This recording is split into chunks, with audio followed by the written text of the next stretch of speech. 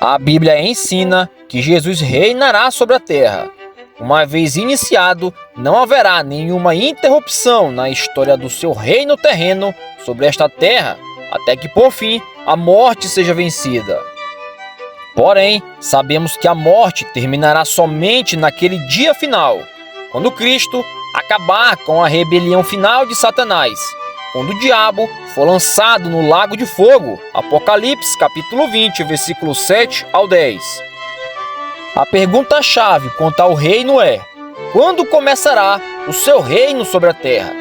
Jesus falou claramente sobre isto. Disse a seus discípulos depois de sua ressurreição. E chegando-se Jesus, falou-lhes dizendo: É-me dado todo o poder no céu e na terra. Portanto, ide, ensinai todas as nações, batizando-as em nome do Pai, e do Filho, e do Espírito Santo, ensinando-as a guardar todas as coisas que eu vos tenho mandado. E eis que eu estou convosco todos os dias, até a consumação dos séculos. Amém. Mateus capítulo 28, do versículo 18 ao 20.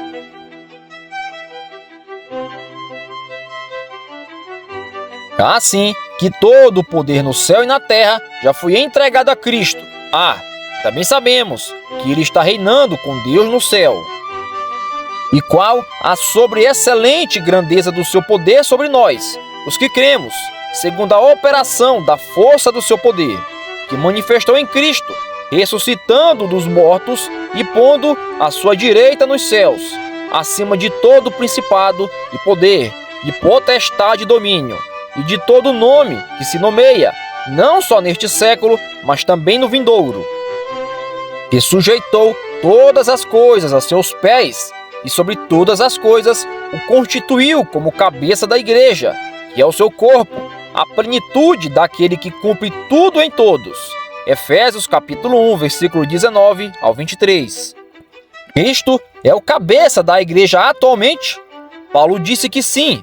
Porém, o que mais ocorre atualmente, segundo Paulo, a passagem é clara: Jesus Cristo já rege a terra desde o céu. Atualmente, Ele está acima de todo principado, potestade, poder e senhorio. A que se refere isto? Aos espíritos demoníacos. Paulo escreveu nesta mesma epístola: porque não temos que lutar contra a carne e sangue, mas sim contra os principados, contra as potestades, contra os príncipes das trevas deste século, contra as hortes espirituais da maldade, nos lugares celestiais. Efésios capítulo 6, versículo 12. Deus tem o controle, Jesus tem o controle.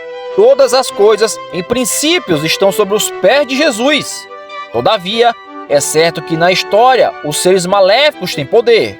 Nós, como povo de Cristo, lutamos espiritualmente contra eles. A guerra entre o bem e o real continua diariamente na vida de cada cristão e na sociedade. Porém, em princípio, a vida é mais forte que a morte, porque a ressurreição de Jesus tem comprovado isto. A ressurreição é mais poderosa que a cruz. A luz é mais poderosa que as trevas. 1 João capítulo 1, versículo 9. O bem é mais poderoso que o real, porque Cristo já reina acima. O legado do segundo Adão, Jesus Cristo, é na história mais poderoso que o legado do primeiro Adão. A graça é mais poderosa que o pecado. Por que então temer uma grande tribulação? Por que então creem os cristãos que uma grande tribulação lhe espera no futuro? Uma tão grande tribulação que nada na história poderá ser igual a ela. A maioria dos cristãos creem que não passarão pela tribulação, ainda que alguns pré-milenistas, pós-tribulacionistas, acreditem que sim.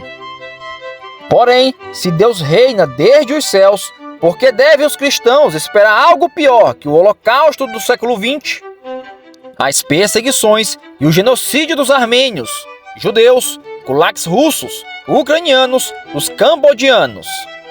É verdade que estes eventos têm sido terríveis, e é bem possível que tenham mais.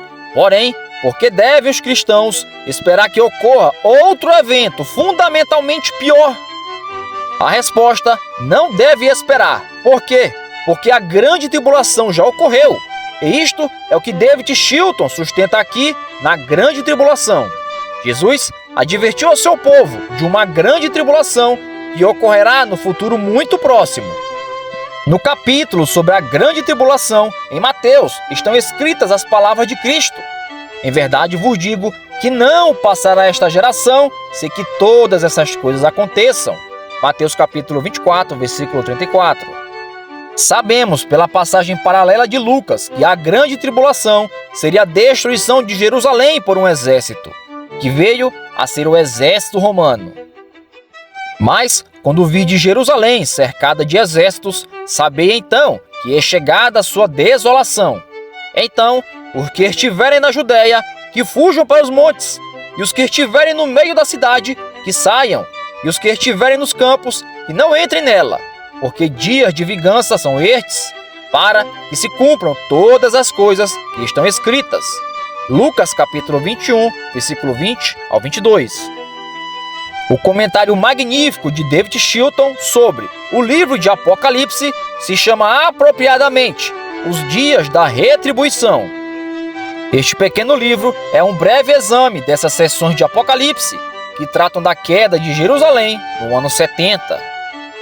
É possível que soe raro aos leitores que a tribulação já tenha ocorrido.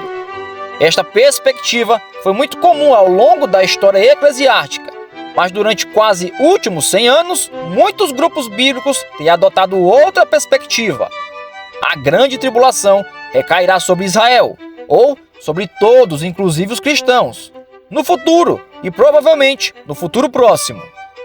A maior parte dos dispensacionalistas creem que a igreja será raptada, arrebatada, para fora do mundo antes de acontecer a grande tribulação.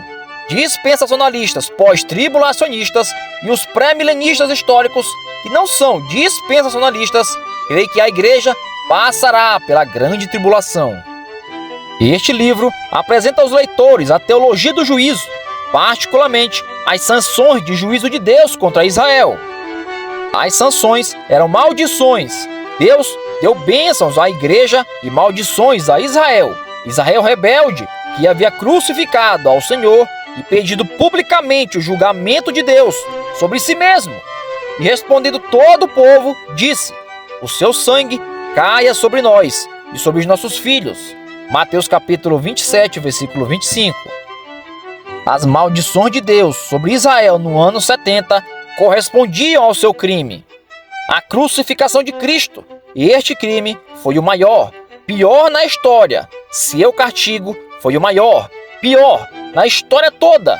A chamar a qualquer outra coisa de a grande tribulação é reduzir a grandeza do crime daquela geração.